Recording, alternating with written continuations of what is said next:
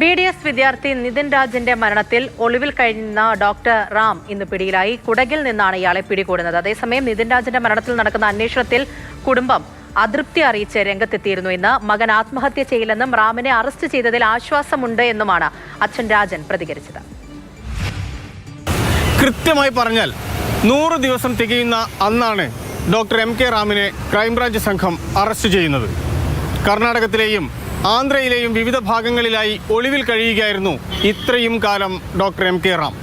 Supreme കോടതി മുൻകൂർ ജാമ്യാപേക്ഷ തള്ളുകയും ഹൈക്കോടതി അറസ്റ്റ് ചെയ്യാത്തതിനെ രൂക്ഷമായി വിമർശിക്കുകയും ചെയ്ത സാഹചര്യത്തിലായിരുന്നു അറസ്റ്റ്.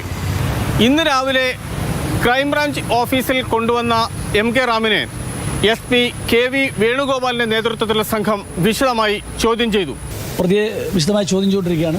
കർണാടകയിലും ആന്ധ്രയിലുമായി പല സ്ഥലങ്ങളിലാണ് ഉണ്ടായിരുന്നാണ് അറിയിച്ചത്. ബാക്കി കൂടുതൽ കാര്യങ്ങൾ അന്വേഷണത്തിൻ്റെ പരിധിയിൽ വരുന്നതിനാൽ കൂടുതൽ ഇപ്പോൾ പുറത്തു പറയാൻ സാധിക്കില്ല. എങ്കിലും കോടതി മുമ്പായുള്ള വിഷയമാണ്. പോലീസ് കേസുമായി ബന്ധപ്പെട്ട് പോലീസ് കൃത്യമായ അന്വേഷണം നടത്തിയിരിക്കുകയാണ്. ഗുരുതരമായ കുറ്റമാണ് ഡോക്ടർ MK റാമിനെതിരെ പോലീസ് ചുമത്തിയിട്ടുള്ളത്. ഡോക്ടർ റാമിന്റെ പീഡനമാണ് കാരണമെന്നായിരുന്നു FIR-ലെ ചുരുക്ക വിവരം. രണ്ടാമത്തേത് ജാതി അധിക്ഷേപം.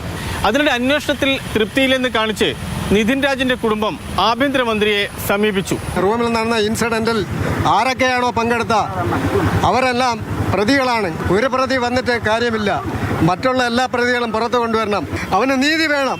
നീതിക്ക് വേണ്ടിയാണ് ഈ പിതാവ്, കുടുംബം, സംഘടനകൾ എല്ലാവരും അലയുന്നത്.